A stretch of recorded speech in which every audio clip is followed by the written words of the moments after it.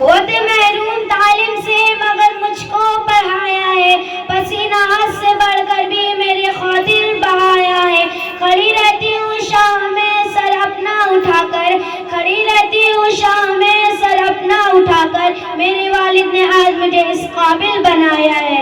نحمد و نصلی علی رسول الکریم، اما بعد فاعوذ باللہ من الشیطان الرجیم، بسم اللہ الرحمن الرحیم۔ جناب صدر، محترم اساتذہ اکرام اور میرے عزیز ساتھیوں اور میری پردہ نشین ماں اور بہنوں، السلام علیکم ورحمۃ اللہ وبرکاتہ۔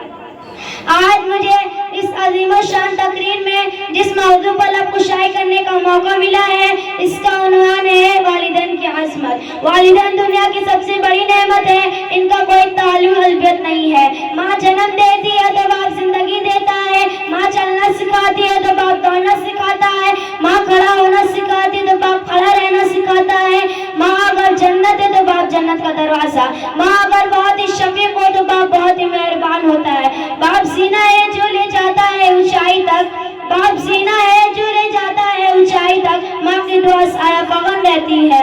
جناب صدر، دنیا میں کوئی لمحے ایسے نہیں ہے جس میں والدین کی بے لفظ محبت شامل نہ ہوتی ہو۔ ہمیں اپنے والدین کی بہت قدر کرنا چاہیے اور اپنے زبان سے کوئی ایسا لفظ نہ نکالے جو ان کے لیے تکلیف اور رنج کا باعث بنے۔ والدین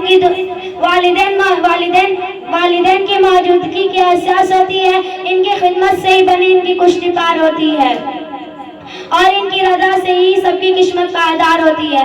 اللہ تعالی ہمیں اپنے ماں باپ کی اطاعت، خدمت، احترام کی توفیق عطا فرمائے، آمین ثم آمین۔ اسی چند شعر کے ساتھ میں اپنی تقریر کو مکمل کرتی ہوں۔